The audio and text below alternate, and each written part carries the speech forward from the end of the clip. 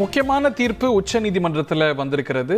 ஆளுநர் ஒரு மாதத்தில் மசோதாக்களில் முடிவெடுக்க வேண்டும் என்று உத்தரவு வந்திருக்கிறது. ஆளுநர் தாமதித்தது, ஒப்புதல் வழங்காதது தவறு என்றும் உச்ச நீதிமன்றம் தெரிவித்திருக்கிறது. இந்த நிலையில் திராவிட முன்னேற்ற கழகத்துடைய மூத்த தலைவர் திரு RS பாரதி நம்மோடு இணைந்திருக்கிறார். இது ஒரு லேண்ட்மார்க் ஜட்மெண்ட். உங்களுடைய பார்வைகள் என்ன சார்? தமிழ்நாட்டின் முதலமைச்சர் தளபதி மு.க. ஸ்டாலின் அவர்களுக்கு மேலும் ஒரு வெற்றி கிடைத்திருக்கிறது. இந்த தீர்ப்பானது இந்தியாவுக்கே வழிகாட்டக்கூடிய தீர்ப்பாக தளபதி மு.க. ஸ்டாலின் அவர்கள் தமிழக அரசின் சார்பில் தொடர்ந்த இந்த வழக்கின் மூலம் பெறப்பட்டிருக்கிறது. இது வரலாற்று சிறப்புமிக்க தீர்ப்பு.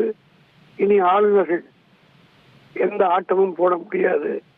அரசியல் சட்டத்துக்கு உட்பட்டு மாநில சட்டமன்றங்கள் நிறைவேற்றுகிற தீர்மானங்களை கையெழுத்திட்டு அவர்களுக்கு ஒப்புதல் வழங்க வேண்டும் என்று உச்ச நீதிமன்றம் அப்படி செய்யாது தவறு என்று சுட்டிக்காட்டியிருக்கிறது. ஆகவே இதை பார்த்த பிறகாவது 6 மாத காலமாக எந்த விதமான முகாந்திரம் இல்லாமல் ஆளுநராக தமிழ்நாட்டில் இருக்கிற RN ரவி இந்த தீர்ப்பை ஏற்று அவர் ராஜினாமா செய்துவிட்டு போக வேண்டும். காரணம் இது மிகப்பெரிய அவர் கொடுத்திருக்கக்கூடிய ஒரு அடி.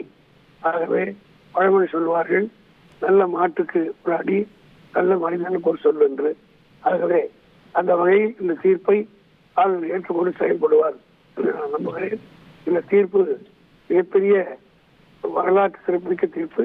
இனி வருங்காலங்களிலும் திராவிட முன்னேற்ற கழகத்தின் சார்பில் உச்ச நீதிமன்றங்கள்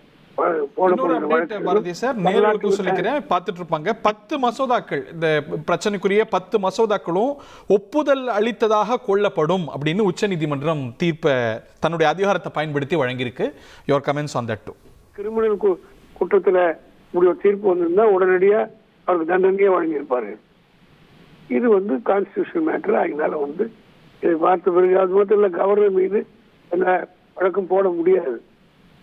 ஆகினால் இதை பார்த்த பிறகாவது அவர் போகாவிட்டாலும் உச்ச நீதிமன்றம் ஒன்றிய அரசுக்கு ஒரு பாடம்.